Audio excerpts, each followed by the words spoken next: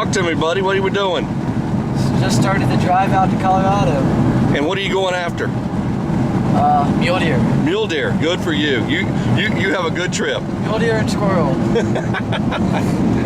And who's this? This is Carter. Carter, baby. What are you after? I'm after mule deer too. I might have a good hunt if you two are after mule deer. And then, whoa, look at the head on that thing, would you? I like it. And that's Stacy. So we are on our way. And just so you know, it says we will be there at 4:06 tomorrow, and I'll believe it when I see it. Adios. Carter's getting to see one of Trig's favorite things. There's the man behind the wheel. He's been driving for like, oh, I don't know, it's probably been 15 hours. Well, I'm sorry, it feels like 15. Oh, there's Sleeping Beauty. Say good morning. What? Say good morning. Morning.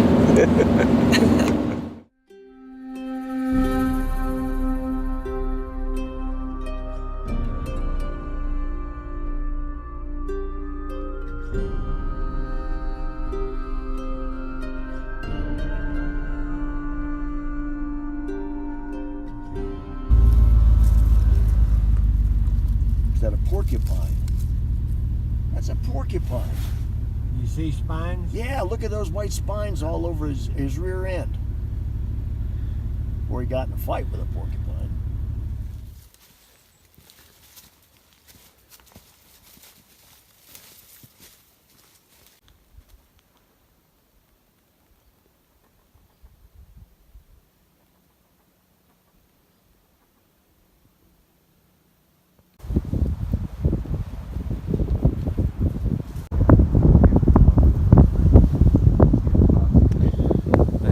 Creek right there. The whole side of the mountain totally bare from the fire.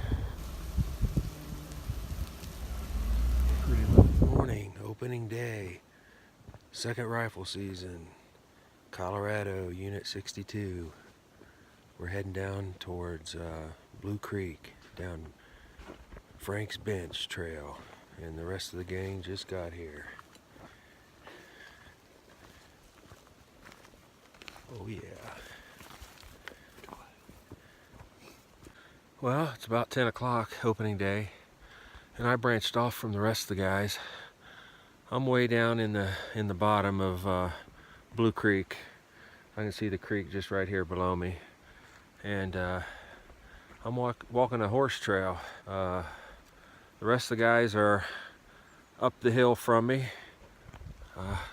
Cameron and Pat kind of branched off by themselves, and Carter and Stacy are by themselves. So been talking to Steve, been talking to Herman.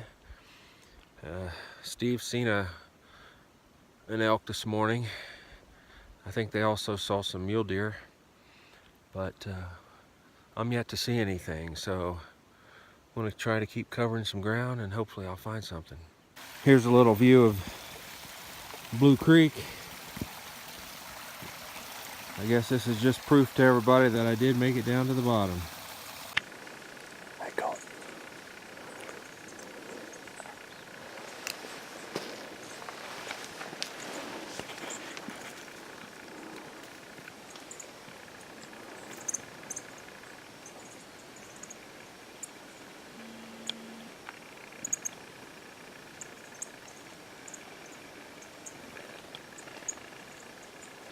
That's Utah. This is our first morning to hunt. And we're in Blue Creek.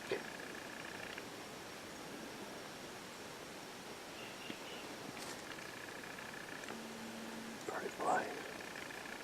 Well, it's day 2, and myself, Bob, and Steve parked up at the divide road, and we're walking down towards Deep Canyon. So we're kind of coming in where you see the mouth of UC runs into Deep Canyon. And I'll let you see Steve just so you know he's here. There he is. Going out through there. Straight out. See that little archway between those trees? Is that dense? Boy, this burned hard. I'm heading down to those aspens. I'm going to try to find some areas in there where I can have some good vision. Just kind of sit tight. Steve's heading on down that way, and then he's going to turn right and kind of do the same thing. And Bob's up there. We're going to work our way down into this valley and set up for the morning. Well, it's about 10 o'clock, second day, and Steve and I just shot at some cows about 350 yards across the canyon. I'll show you here in a second. So Steve dropped his, and pretty sure I hit mine, but I'm not positive. So we're going to go down and try to find him. The other side of the canyon that we're going to head over to and start looking for him. Steve's already starting to make his way down. All right, we found Steve's. Nice big cow. Shot high the first shot, reloaded. She stopped right here on this little bench. Perfect shot from up there. Nailed her, and just she dropped and stopped right here. So she's a nice sized cow. Probably one of the biggest I've killed. Good size, good mature cow. How far was your shot? I don't have my rangefinder on me. I'm pretty sure we were 280, 300. With them this low. Up high, we were hitting 380 on the rangefinder when they first started coming down. Alrighty, man. Congratulations, Steve. Yeah, we got elk on down the canyon that Pat and Stacy and the boys have dropped a couple for sure and heard a few more shots, so maybe they got the third one. And we'll figure out what to do with this and go find Triggs. Yep. Cam and Carter and Pat just shot at elk. We know that two's down, so we're going down in the canyon and walk up the other side to see if we can find them. Where'd you hit her? She went a little bit because she came down through here. Yeah, blood hit her in coming the down back through here. quarter. That Back back quarter, quarter. but I'm I'm trying to see her shot up here. Yeah, shoot In the neck? In the neck, didn't it? Yeah. Down by on her neck, Pat. I hope I didn't mess up too much broke meat. that leg coming off the mountain. I didn't mess up too much meat in the back, did I? It'll mess up some, but it's so big, don't worry about it. Should we just leave our pin patch here with this one? Easy to clean up, but this one's gonna be easy. Right there's the meat hanging tree. What do you think, boys? I don't know. It's a big animal.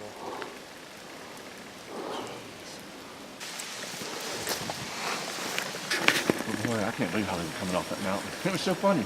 You guys started shooting, and then all of a sudden, here come out. But we're like, they gotta be shooting at those elk. This is where the elk came down. They come off the top of the plateau, came down in the canyon. And if you can kind of see that rock there, about 20, 30, 40 yards to your left is where Pat, Cam, and Carter took their elk. How far was your shot, Pat? 422. 422. And Cam and Carter's was 483, so it's been a good day. We're on our way out and gotta get something to eat and get cleaned up. Good to be.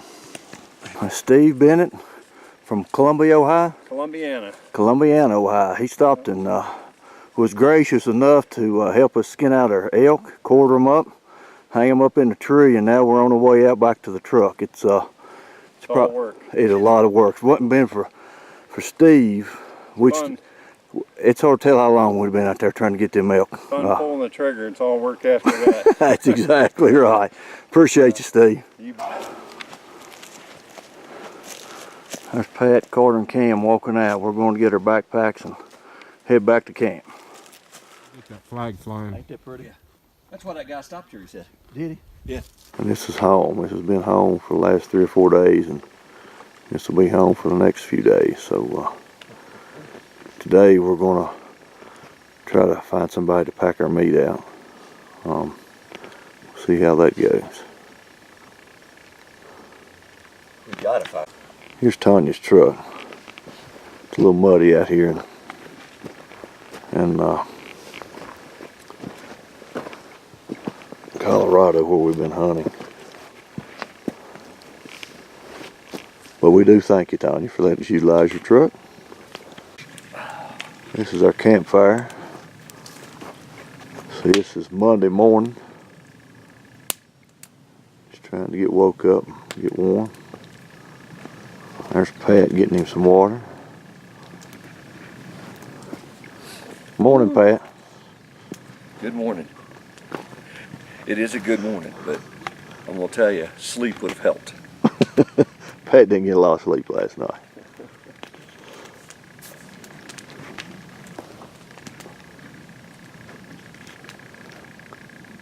This is Herman and Steve's camp. Bob's.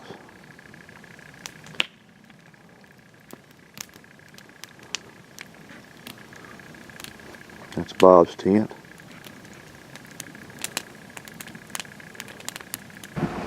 This is cow camp. These guys are going to pack our elk out for us. At least we're going to talk to them and just see.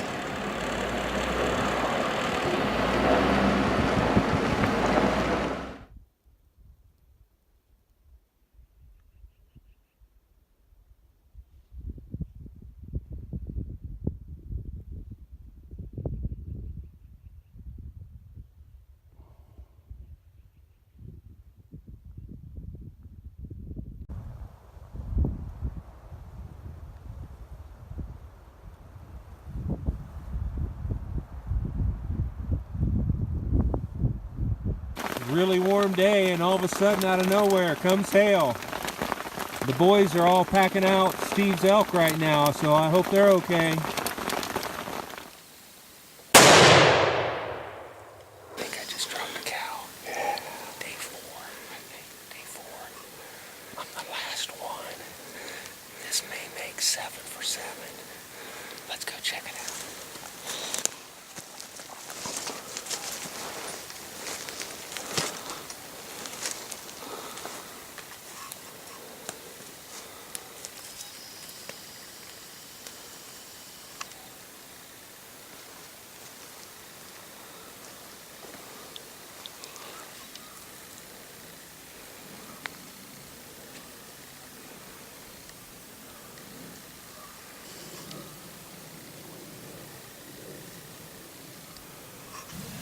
So we were almost to where Steve and I shot the other day, and I'll walk you up there, Pat, when we're done here.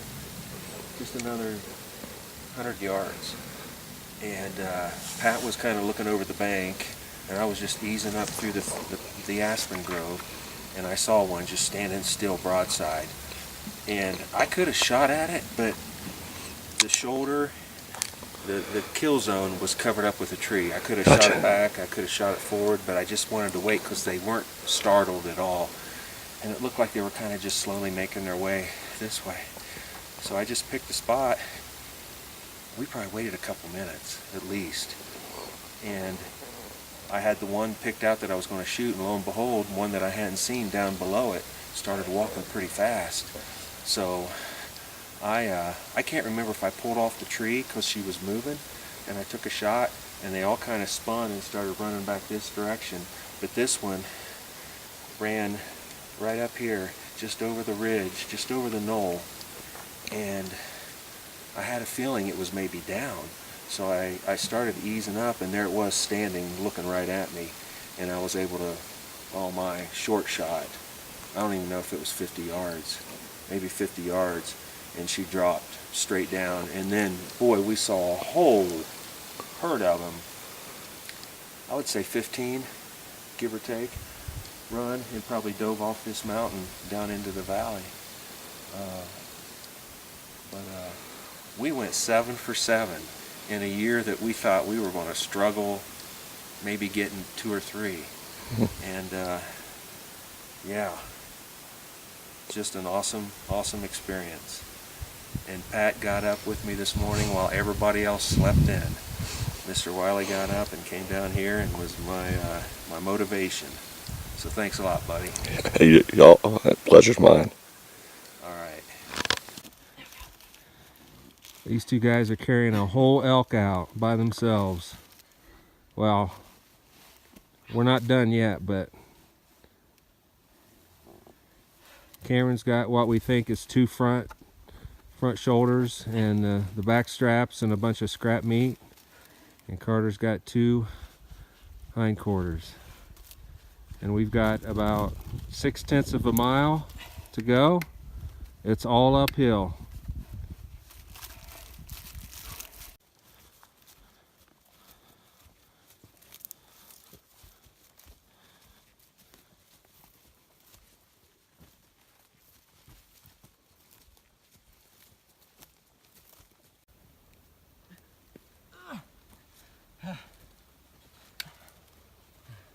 Is this the hardest one so far? Well, with this much meat. Yeah. Oh yeah. Yeah. Normally I can go a good 100, 200 yards before I gotta stop. I'm stopping every 10, 20 yards. 18 bags of meat on this tree and 13 bags already in the cooler of the Wileys and the Keiths, ready to head home.